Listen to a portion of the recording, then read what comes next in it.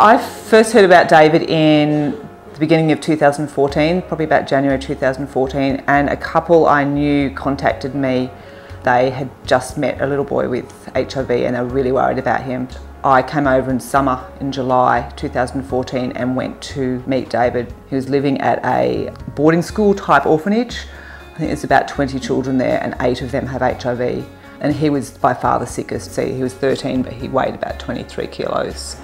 David was already on HIV medicine then, but he still was really sick and he looked really malnourished and he had really bad scabies infection of the skin.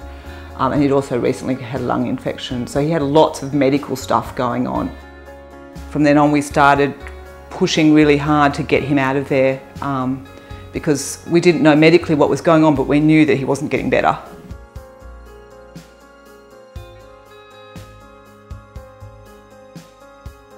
I spoke to Jason and Jason basically said what we were saying. He said, whatever happens, that kid needs to be warm and that kid needs to be fed and that kid needs to be loved, and then you can start worrying about medication.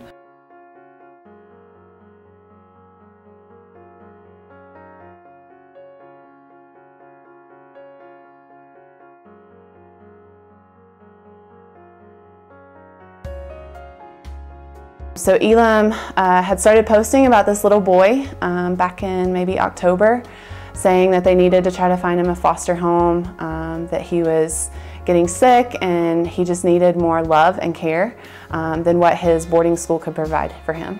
My husband and I talked and we decided that we were willing to take care of him. I'm a nurse. I was trained in the ICU, so I've taken very sick patients. We really had no idea what kind of status he would be in when he came to our home though.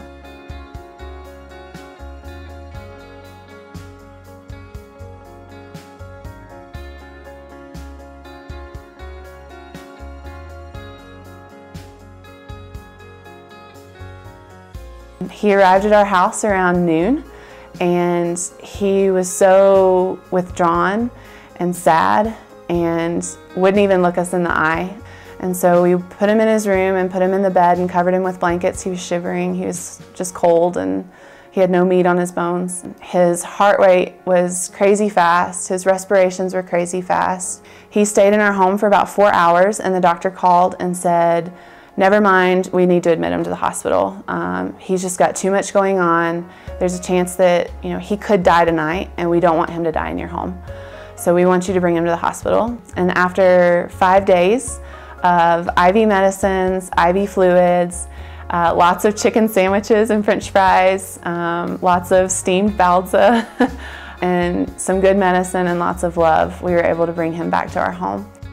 When David first arrived, from a practical point of view, he was extremely dehydrated. He needed oxygen. He was in the late stages of advanced AIDS with the immune system that wasn't functioning, and thus had a type of fungal/parasite pneumonia that just doesn't happen in people with normal immune systems. His skin was extremely dry, even though he came from a humid place to a dry place. He had no appetite, he was scared, he was crying, he was in pain, his belly hurt, he was so dehydrated, his feet hurt, and he could barely transfer his body from a bed to a wheelchair. And after that first phase, we had a pediatric trauma surgeon look at his toes and get a wound care regimen going for that. After 6 weeks with good nursing care at a foster family, he's able to walk without pain, he has a tutor, he's learning, he's eating really well, his walking distance is improving. So we said yes, probably because we're a little crazy, but we just really felt like God was telling us that this child's life mattered and that He valued this kid and that He was not finished with this child's life. Even if we brought him to our house and he died, we felt like it would be better for him to die with someone that was giving him love and attention than to die by himself. God had more in store for him than to die in a hospital with just white walls and no one sitting by his side. We didn't exactly know how long he would be here. We had certain expectations, And those expectations were blown out of the water the minute he came through our door. And I looked at this little boy who had obviously not eaten in probably months. And I just looked at him and I was just like, how am I going to do this?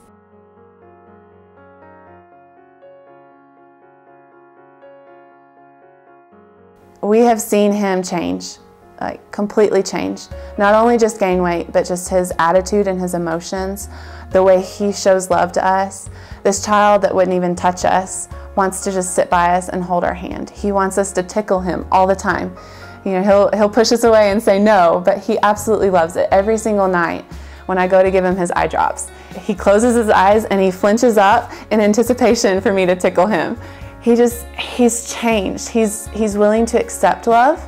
This child, we had heard that last year he was telling volunteers at his school that no one loved him.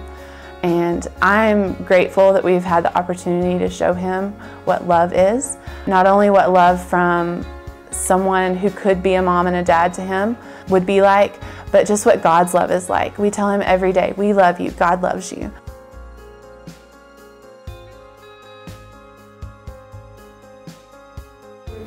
感觉过得很好，好，阿姨给我爱心，给我买饭，还给我请老师。